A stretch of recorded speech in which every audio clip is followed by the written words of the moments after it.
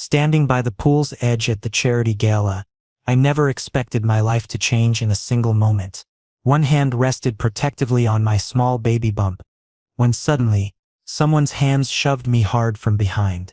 As I fell toward the water, only one thought consumed me: my child. The charity gala was in full swing around me.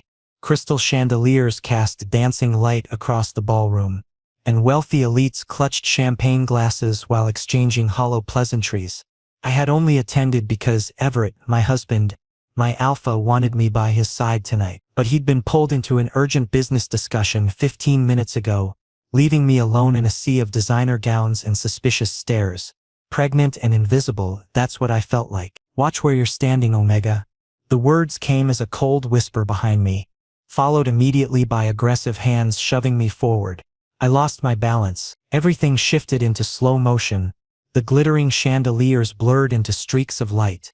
Gasps erupted from nearby guests, and then freezing water crashed against my face as I plunged beneath the surface. Pure panic seized my entire body. I thrashed underwater, my arms instinctively wrapping around my belly in a desperate attempt to protect what mattered most. "Please, baby, stay safe." My lungs burned as water invaded them. Terror overwhelmed every rational thought. What if something happened to our child? How could I have been so careless, standing alone near the pool? Then strong arms caught me. Someone hauled me upward, breaking through the water's surface. I emerged gasping and trembling as hands guided me to the pool's edge. Voices swirled around me in confusion. Shock, concern, whispered speculation. I coughed violently, expelling water from my burning lungs while trying desperately to catch my breath. Oh my God. I didn't realize. Wait, isn't that Rowan? That's Rowan Gray, right? Everett Wolf's husband? I continued coughing, water streaming from my hair and clothes, when a powerful scent cut through everything else: cedar and smoke. Everett, my alpha, had arrived, and his presence commanded the entire ballroom into immediate silence. Every conversation stopped mid-sentence, as if someone had pressed pause on the entire scene. "Who touched him?" His voice carried across the room like ice. Goosebumps erupted across my skin despite my soaking clothes. I looked up to find Everett standing before me, his jaw clenched tight, eyes dark with barely controlled rage. He'd fully embraced his alpha nature, and the pheromones radiating from him were so intense that several omegas near the walls visibly steadied themselves. The tension became almost tangible, thick enough that nobody dared move. My trembling fingers reached for his hand. "Everett, I'm all right." But he was far from all right. His gaze locked onto a woman still standing frozen near the pool. Vivian Sterling, a high society beta, who'd always regarded me with thinly veiled jealousy. Her face had drained of all color, as though she'd seen death itself approaching. "You." Everett's voice dropped to a dangerous whisper as he spoke. "You pushed my husband. My pregnant husband." Vivian's complexion turned even paler. "I swear I didn't know. I thought he was just somewhat." Everett moved forward and the entire room seemed to hold its collective breath. "Just some omega? Someone disposable? Someone you can assault without consequence?" I grabbed his arm, trying to anchor him before his fury exploded completely. "Please, just take me home. I need to rest." His eyes shifted to meet mine, and for one brief moment the rage softened into pure concern. He gathered me into his arms as if I were made of glass. "Security, remove Miss Sterling from the premises. Permanently. Contact our attorneys. We're filing charges immediately." As we left the ballroom, I buried my face against his chest. My body still shook uncontrollably as the adrenaline began to crash. But his warmth and familiar scent brought some measure of comfort. The steady rhythm of his heartbeat reassured me that I was finally safe. "Rowan." His whisper came as we settled into the car, his hand gently moving through my wet hair. "If anything had happened to you or our baby." His voice cracked and I noticed tears threatening to spill from his eyes for the first time. "We're fine," I managed, though my voice sounded weak and shaky. "The baby's strong. Takes after you." He cupped my face in both hands, his thumbs tracing gentle circles on my cheeks. "I should have stayed with you. Leaving you alone was my mistake. You couldn't have predicted this," I said, leaning into his touch for support. But through the rearview mirror, I caught sight of the ballroom entrance. Cameras flashed relentlessly, People held up phones, recording everything. I initially assumed it was just typical aftermath documentation, but something deeper whispered inside me. This was only the beginning. Everett had promised to get me home safely, but were we truly safe? Or had this incident merely been the first domino, setting off a chain reaction we couldn't control? The thought sent a chill through me that had nothing to do with my wet clothes. Morning sunlight filtered gently through our bedroom curtains, but it did nothing to improve my dark mood. Lying in bed, I scrolled mindlessly through my phone, attempting to distract myself from the previous night's trauma. Then notification after notification began flooding my screen. First one, then 10, then hundreds. Videos from the gala had gone viral across social media. But worse than the footage itself were the headlines. Omega Gold Digger traps CEO Alpha with fake pregnancy? Rowan Gray, the manipulator behind Everett Wolf's fortune? Did he stage the pool incident for sympathy? My heart sank into my stomach. With trembling hands I opened the first article, and each word felt like a blade piercing my chest. Sources close to the Sterling family claim that Rowan Gray, husband of billionaire CEO Everett Wolf, orchestrated last night's accident to gain public sympathy. Insiders suggest the pregnancy may be fabricated to secure his position within the Wolf empire. Anonymous witnesses allege that Gray has a documented history of manipulation and was observed arguing with his husband days before the incident. My hands began shaking. Every word was a complete fabrication, but people believed it without question. I started reading the comments, each one crueler than the last, each one questioning my very existence. Omegas will do anything for money. Disgusting. He's probably not even pregnant, just wearing prosthetics. Everett deserves someone better than this parasite. Poor Alpha trapped by a scheming Omega. Tears blurred my vision. How easy it was for people to cast me as the villain. Simply because I was an Omega. Simply because I carried a child. Simply because I'd fallen in love with a powerful Alpha and married him. My very existence had become their crime scene. Rowan. I jumped at the sound.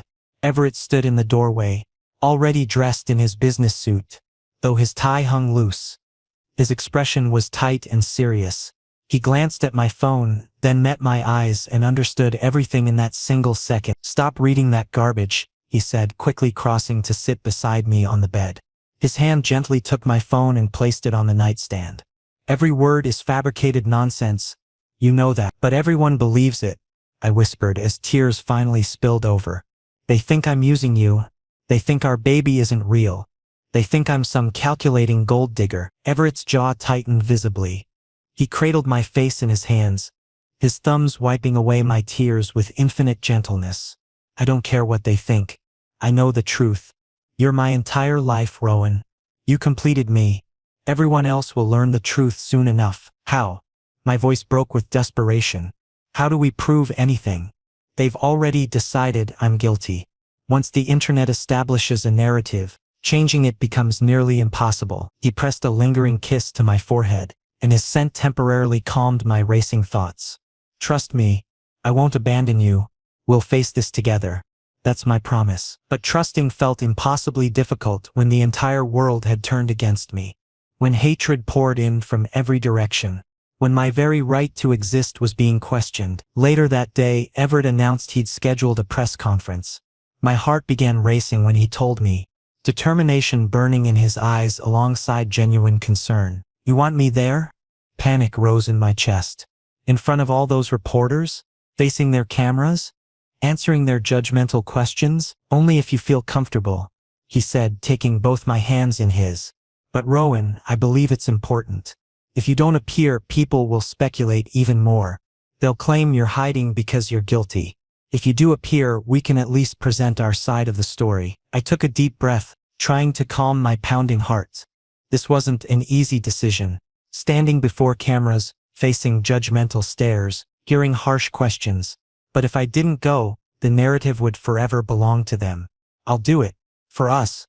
For our baby. I'm tired of hiding." Everett pulled me into a tight embrace, his chin resting on my shoulder. "You're stronger than you believe, Rowan. So much stronger." But when we arrived at the press conference venue, my confidence wavered. Cameras flashed relentlessly. Reporters shouted overlapping questions. Aggressive, invasive, overwhelming. My anxiety skyrocketed as I gripped Everett's hand like a lifeline. Everett took his position on stage beside me, commanding the microphone. His presence was authoritative and powerful, and the room quieted slightly. Only slightly. "I'm addressing the false accusations against my husband," he began, his voice firm and unwavering. "Rowan Gray is not a gold digger. He's not faking his pregnancy. He's not manipulating anyone. Anyone spreading these lies will face serious legal consequences. My legal team is already preparing defamation lawsuits." Reporters immediately resumed shouting questions. But Everett raised his hand, silencing them through sheer presence alone. "I have proof," he declared, and a large screen illuminated behind us. Medical reports appeared, detailed, official, irrefutable. Ultrasound images showed our baby clearly. Statements from reputable physicians scrolled across the Devi. My eyes widened in surprise. When had he arranged all this? When had he collected such comprehensive evidence? I glanced at him, and he was already looking at me, silently offering reassurance. "My husband is 12 weeks pregnant," Everett continued, his voice carrying throughout the room. "This has been documented and verified by multiple medical professionals. Anyone who doubts this can take their concerns to our legal team. We will no longer tolerate this slander." Murmurs spread through the assembled reporters. Some took notes while others focused their cameras on the displayed documents. I looked at Everett again, and he squeezed my hand. "We've got this." But as we descended from the stage, one reporter suddenly shouted, breaking through security, "Mr. Gray, is it true you were involved with another alpha before your marriage? Someone named River Kane?" My blood turned to ice. The world stopped spinning. River. That name. That past I'd buried so deeply. Everett stopped mid-step, his grip on my hand instinctively tightening. "That's completely irrelevant and none of your business. My husband's past relationships have nothing to do with this situation." But the damage was already done. Cameras flashed frantically again, and whispers grew exponentially louder. I heard their voices, speculating, assuming, accusing. Once we were seated in the car, I remained silent, staring blankly out the window. Everett glanced at me multiple times, concern evident in his expression, but he said nothing. He was waiting for me to be ready to talk. Finally, I whispered, my voice barely audible. They know about Riv." Everett's hand tightened on the steering wheel, but his voice remained calm. "So what if they know? That's your past. It doesn't change anything between us. But what if?" I hesitated. "What if they twist it? What if they make it seem like I'm still connected to him? Like I'm cheating on you?" "Then we'll handle it," Everett said firmly. "Together. Rowan, look at me." I turned to face him, tears brimming in my eyes. "Whatever happens next," he said, "we face it together. Your past doesn't frighten me. What frightens me is you blaming yourself for someone else's cruelty. None of this is your fault." I nodded, but a gnawing feeling persisted inside me. River's name surfacing was no coincidence, and I feared this was only the beginning, that he was coming back into my life. In that moment I realized this scandal was far from over. In fact, it had only just begun. River Kane. Just hearing his name was enough to resurrect a past I'd always wanted to forget. A past I'd locked away in the deepest corner of my heart, hoping it would stay buried forever. I sat in Everett's home office beside him, discussing damage control strategies. Lawyers were on a conference call, while the PR team formulated response strategies. My head already throbbed from information overload when someone knocked on the door. Everett's assistant, Marcus, stood in the doorway, his face unusually tense, as if he were about to detonate a bomb. "Sir, you have a visitor," Marcus said hesitantly, then looked specifically at me. "River Kane. He says it's a personal matter." My heart stopped completely. In the suddenly silent office, my breathing seemed like the loudest sound in existence. Everett's eyes immediately turned to me, sharp with protective instinct and heightened alert. "Tell him to leave," Everett said coldly.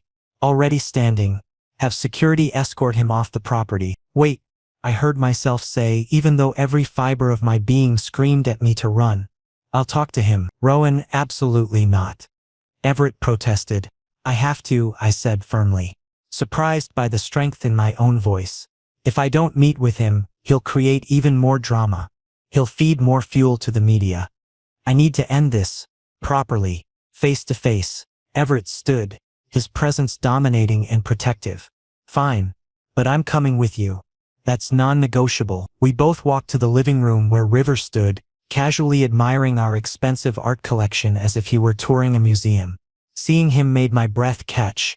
He looked exactly as he had 4 years ago.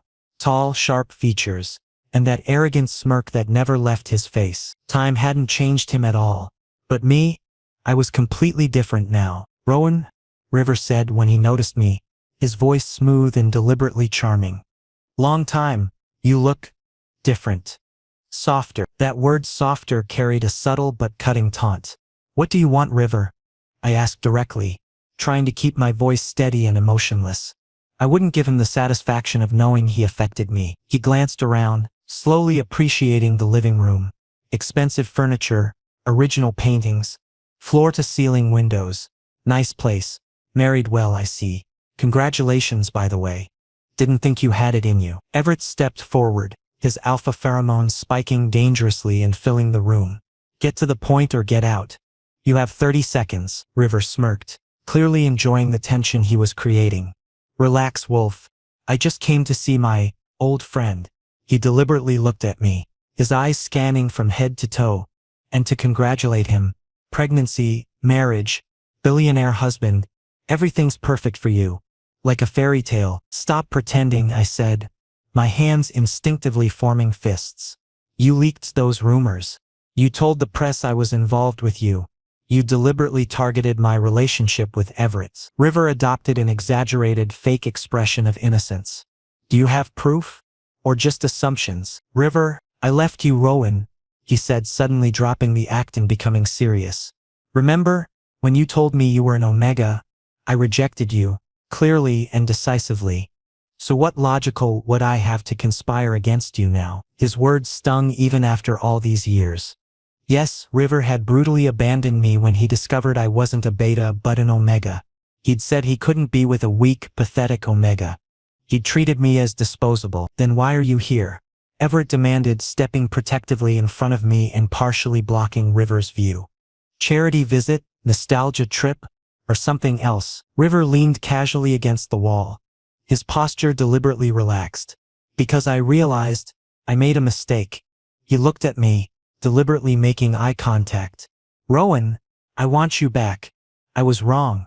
I was stupid. Complete suffocating silence followed. Then I laughed, bitter, painful laughter emerging from my chest. You're joking. This is some kind of prank. I'm completely serious, River said, straightening up. Seeing you made me realize I can't live without you. Your absence created a void in my life. That baby is mine, Everett growled, stepping so close to River that their faces were barely inches apart. His voice dropped to a dangerous, threatening whisper. And Rowan is mine, completely and wholly mine. If you try to approach him again, I will personally erase your existence. Legally, socially, completely. River raised his hands in mock surrender, but that smirk never disappeared. All right. No need for violence. But Rowan, he said, deliberately looking at me again while ignoring Everett, the offer stands. When you realize all this marriage, this baby, this life, is all fake, all just a transaction, then call me. I'll take you back. No questions asked. He deliberately placed a business card on the coffee table in front of me and confidently walked out as if he'd already won. When the door closed, I collapsed onto the couch, my body shaking violently. A panic attack was building. My chest felt tight. Breathing became difficult. Everett immediately sat beside me, his arm wrapping protectively around my shoulders. He's lying, Everett said quietly but firmly. He's trying to manipulate you.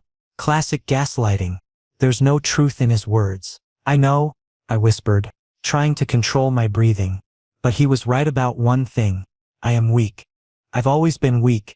He left me because I wasn't strong enough. No, Everett said, firmly turning my face toward his and forcing me to meet his eyes. You escaped that toxicity. You rebuilt your life from nothing. You loved me when trusting me was the hardest thing imaginable. You left a manipulative alpha like River behind and found your own identity.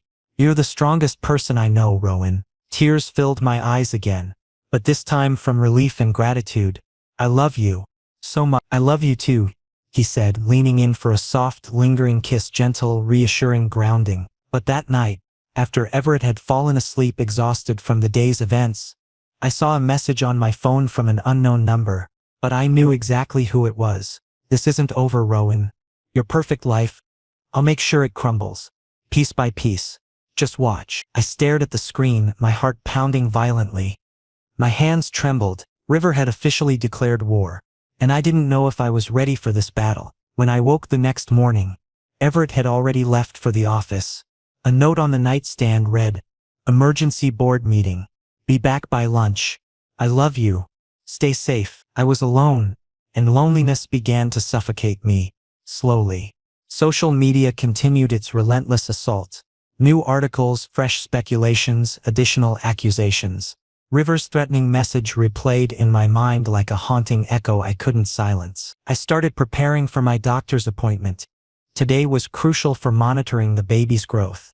Normally, Everett always accompanied me, protective and attentive to every detail, but today he had a critical meeting that couldn't be rescheduled. I convinced myself I could handle going alone, that I was strong enough to face this independently. While waiting at the clinic, I observed other pregnant omegas around me. Their alphas sat beside them, pampering them, watching ultrasound screens together with excitement and genuine involvement. My chest tightened painfully. Everett was busy with legitimate responsibilities, and I completely understood that, but a part of me felt truly abandoned. Rowan Gray, the nurse, called me inside. The ultrasound room felt cold and sterile, with machines humming softly in the background. The doctor applied gel to my belly and displayed our baby on the screen. Tiny, perfect, moving slightly, completely oblivious to the chaos engulfing our lives outside these walls. "Everything looks healthy," the doctor said with a professional smile. "Heartbeat is strong and steady. Growth rate is perfect. Your baby's developing beautifully." Relief washed over me temporarily. "Thank you. That's reassuring to hear. Do you have any concerns? Questions about anything?" the doctor asked kindly. "No. Everything's fine," I said quickly, though everything was far from fine. But my concerns weren't medical. They were deeply emotional. When I emerged from the clinic, my phone displayed a message from Everett. "I'm so sorry, baby. Meeting extended unexpectedly. Investors flying in from overseas. Can we reschedule dinner tonight? I'll make it to you." He hadn't asked how the appointment went. He hadn't asked if the baby was healthy. He hadn't asked how I was feeling emotionally or physically. I pocketed my phone, a hollow, empty feeling spreading throughout my chest. I knew he was legitimately busy, that his priorities were multiple and demanding. But wasn't I supposed to be his priority too? On my way home, I stopped at a quiet cafe for coffee, decaf, obviously. While waiting at the counter, lost in troubled thoughts, I heard a familiar voice that sent chills racing down my spine. "Rowan." I turned slowly. "River. Again. What a coincidence," he said with a deliberate smirk, acting casually, but I knew this was absolutely no coincidence. It was calculated. He was deliberately following me, tracking my movements. "Leave me alone, River," I said tiredly, exhaustion evident in every syllable. "Please, just disappear." "All alone?" he asked, deliberately glancing around and making a theatrical show of it. "Where's your protective, possessive alpha? That husband who claims he'll never leave you alone?" "Working," I snapped defensively, immediately regretting that I bothered justifying anything to him. River leaned closer, his scent deliberately invading my personal space. "Always working. Constantly ignoring you.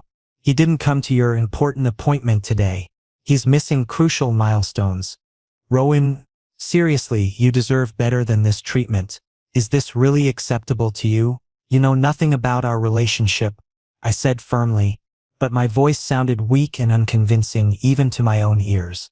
"I know you're feeling alone," River said deliberately softly, false sympathy dripping from every calculated word. "I know he doesn't prioritize you the way you need. And I know you still feel that connection with me. That familiarity, that understanding nobody else provides." "Stop talking," I whispered, stepping backward and creating distance between us. "You're completely wrong." "Am I really?" he challenged directly. "Then why are you standing here alone? Why did you return from the clinic by yourself? Why isn't your alpha with you when you clearly need his support?" His words cracked something fragile inside me, not because they contained truth, but because they perfectly echoed my own insecurities, my own doubts that I'd been desperately trying to ignore and suppress. I abandoned the cafe without ordering coffee and hurried home, River's mocking laughter echoing in my ears like poison. When I arrived home, Everett was there. Surprisingly, he sat on the couch with his laptop still working remotely, headphones on for a conference call. He waved briefly in acknowledgement, but continued his conversation without interruption. "Hey," he finally said with a tired smile when the call ended, exhaustion evident across his features. "How did the appointment go?" "Fine," I replied shortly, removing my jacket. He immediately noticed my clipped tone. "Rowan, what happened? Is something wrong?" "Nothing," I said, walking toward the kitchen and deliberately avoiding eye contact. "You're busy. I don't want to disturb you." Everett stood up, following me into the kitchen. "Baby, talk to me. I can tell something's bothering you." "There's nothing to discuss," I suddenly snapped, surprising both of us as I turned to face him directly. "You're always busy, constantly working. I went to the appointment alone. I'm facing everything alone. The media scrutiny, River's harassment, hate comments, and I'm providing for us." Everett interrupted, his voice rising defensively. "I'm doing everything for you and our baby. Security details, legal representation, medical expenses, everything. If I don't work, then how can I don't need your money, Everett," I shouted, tears suddenly streaming down my face as months of suppressed emotions finally exploded. "I need you. Your time, your presence, your attention. The baby doesn't need wealth. Our baby needs its alpha, its parent." Silence crashed between us like thunder, heavy, suffocating, painful. Everett's expression showed shock, then genuine hurts. He stepped forward, reaching out tentatively, but I raised my hand to stop him. "Just give me space right now," I said, quickly moving toward the bedroom and closing the door before he could respond or follow. Throughout the night, I barely slept.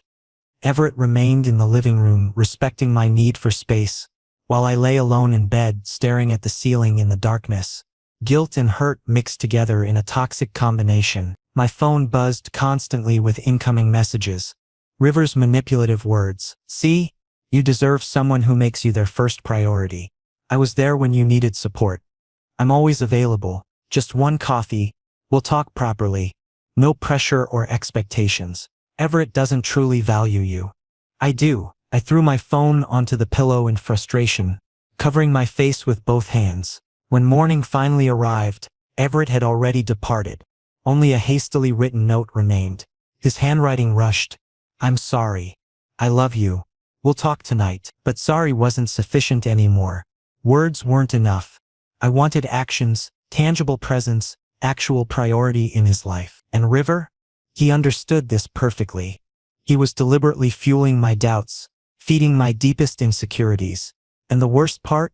A tiny, desperate part of me was actually considering meeting with him, just to talk, just to feel heard and understood by someone. But I knew that path was dangerous, a slippery slope leading nowhere good.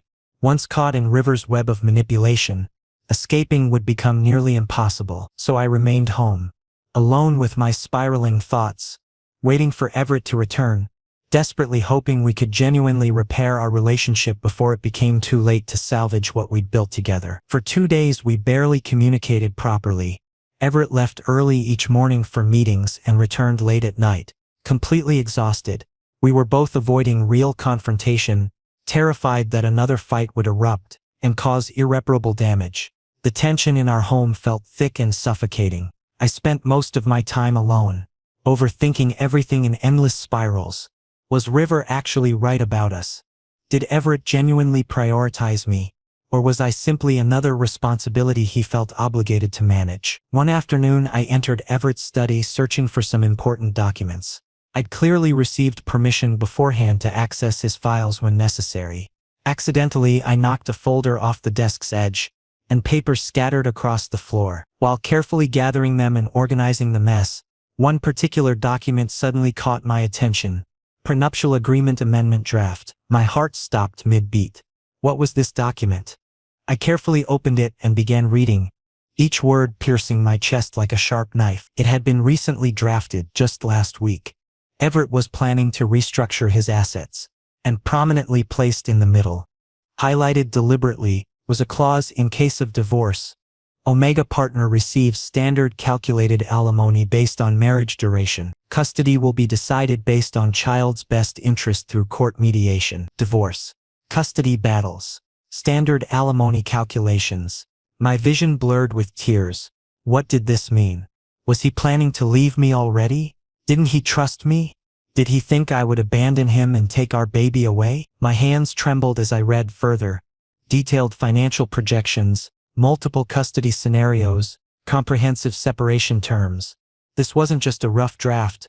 This was a carefully calculated plan that had received significant thought and consideration. Betrayal overwhelmed me completely. I sank to the floor, clutching the document tightly, tears falling freely. Had everything been fake? His love, his promises, his protection, had it all been carefully calculated? I grabbed my phone with still trembling hands and, without thinking rationally, called River. It was a stupid decision, a desperate choice born from pain, but I needed someone to talk to who would understand what I was feeling. Rowan. River's voice sounded surprised but clearly pleased. Finally decided to talk properly? Meet me, I said, my voice breaking. Right now, please. Where should I come? Riverside Park. 20 minutes. We met at a quiet bench surrounded by trees, offering complete seclusion. River was already waiting when I arrived, perfectly faking concern. What's happened? He asked gently, deliberately sitting close beside me. I told him everything about the document. My fears, my insecurities, my hurt, the sense of betrayal. Words tumbled out unfiltered and raw. River listened patiently, occasionally nodding with practiced sympathy, then placed a reassuring hand on my shoulder. Rowan, look, you don't deserve this treatment. Everett clearly doesn't trust you. He's already planning your separation. A prenup amendment? That's preparation for abandonment. I don't know what to do anymore, I whispered, tears falling freely while my chest heaved. I love him deeply. But maybe I was completely wrong. Maybe this entire marriage was a mistake. Your love wasn't a mistake, River said deliberately softly. Your love was genuine and real. But his love, that's highly questionable. Leave him, Rowan. I'm here for you. I'll protect you and your baby properly. Unconditionally. His touch felt warm. His words sounded comforting and tempting.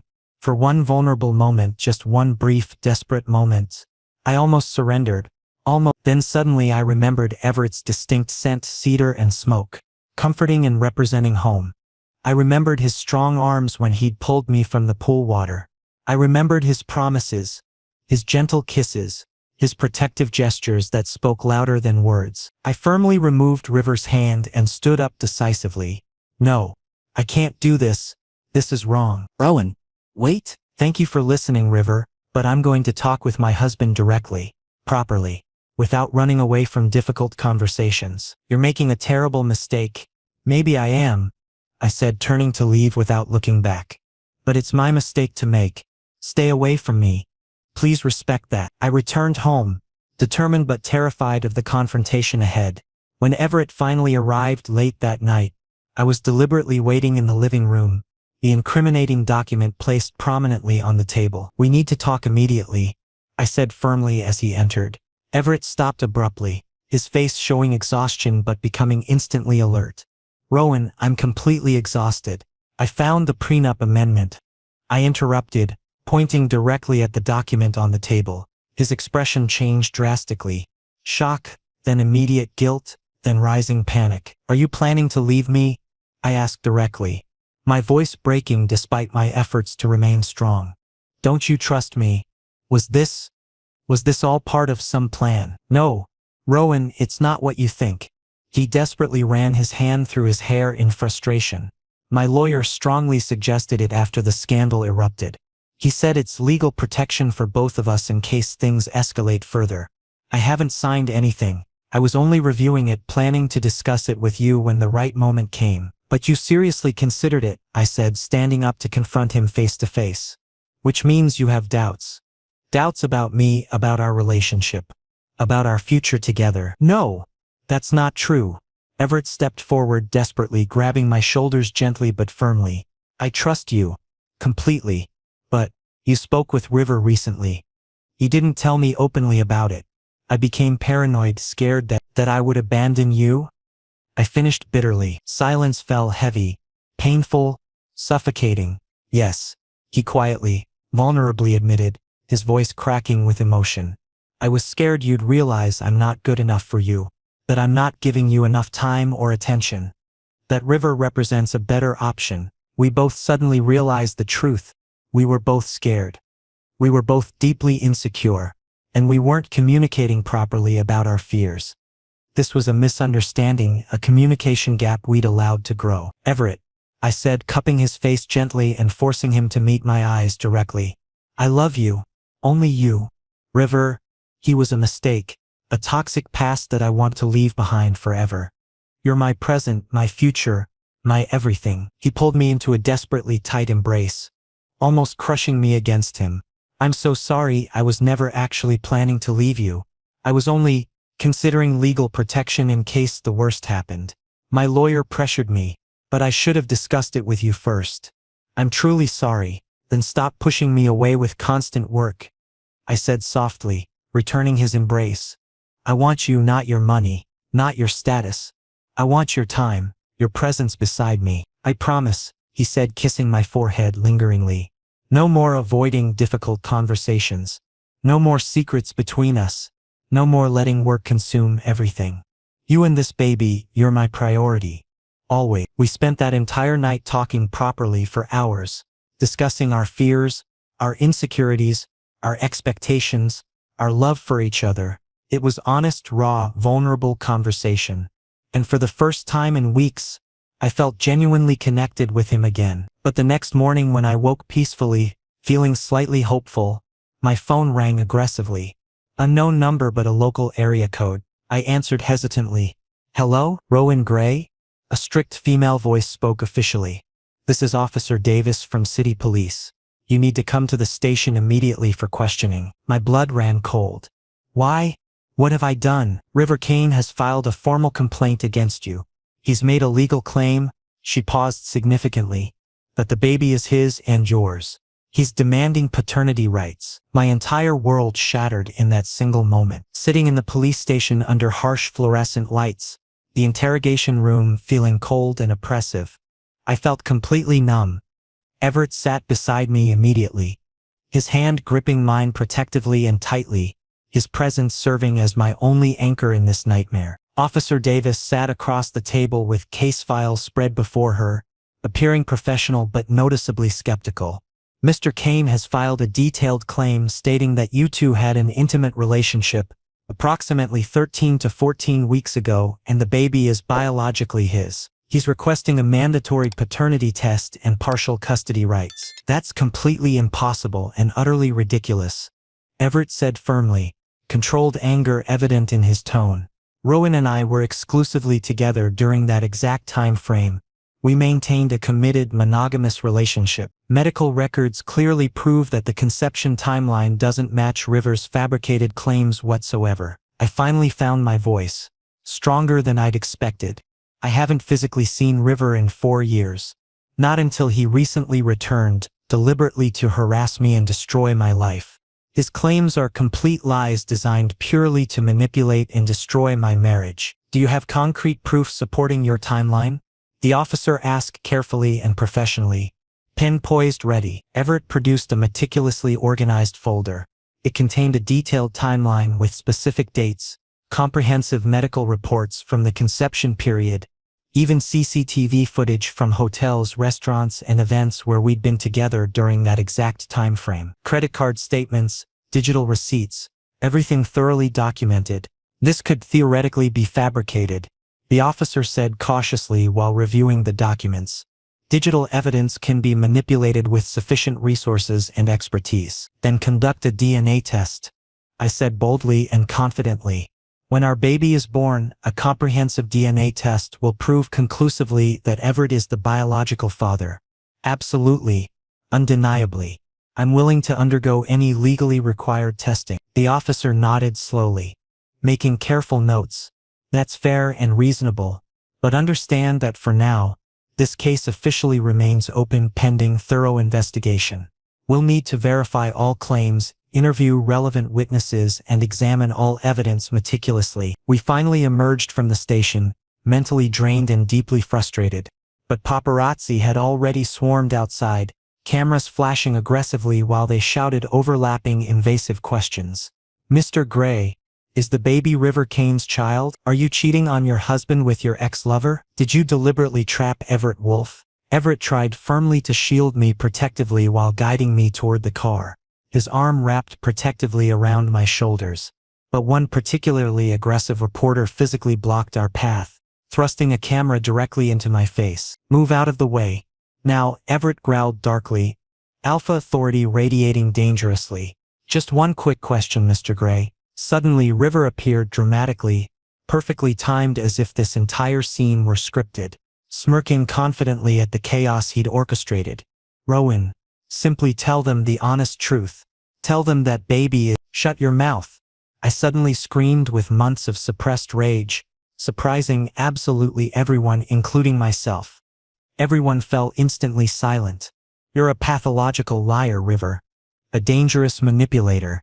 You abandoned me brutally when you discovered I was an omega, cruelly, viciously. You made me feel worthless, completely disposable. And now you've deliberately returned just to systematically destroy the happiness I've worked so hard to build." Cameras frantically captured everything, but I suddenly didn't care anymore. I released all my bottled emotions publicly. "This baby belongs to Everett biologically, emotionally, completely," I continued loudly and clearly, placing my hand protectively on my visible bump. "And I will never ever return to you. Never. You're toxic, you're manipulative, and I'm finally free from your control. Permanently." River's confident smirk noticeably faded. For the first time publicly, he realized his manipulation had completely failed. Everett gently but quickly guided me into the car, and we drove away from the chaos. Arriving home, I could finally breathe properly again. Everett carefully seated me on the couch, his hands tenderly holding my face. "I'm incredibly proud of you," he said emotionally, his eyes filled with genuine admiration. "You handled that perfectly and courageously. You stood up for yourself, for us, for our baby." I was genuinely tired of constantly being scared.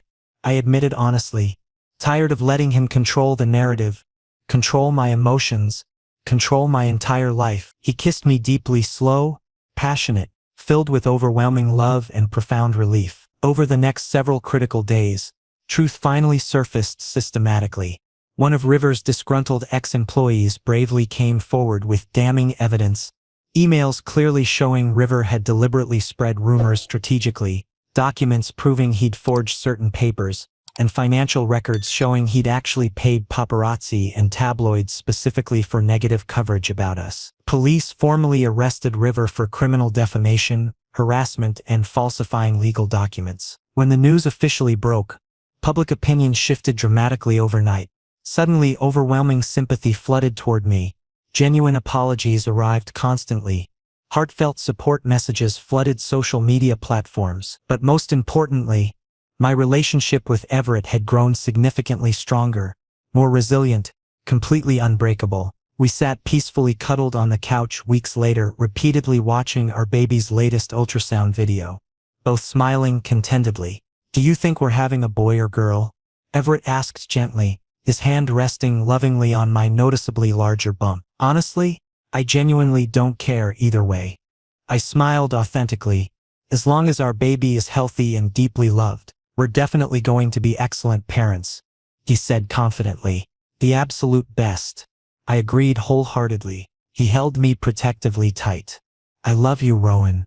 More than anything in this entire world." "I love you too, Everett," I whispered sincerely, feeling completely and finally at peace. Our baby suddenly kicked noticeably and we both laughed simultaneously, pure joy filling the entire room. Outside, the world remained occasionally chaotic and unpredictable, but here, safe in Everett's loving arms, with our precious baby growing healthy inside me, everything felt absolutely perfect, and finally, genuinely, I was completely at peace. Home. Safe. Loved. Complete.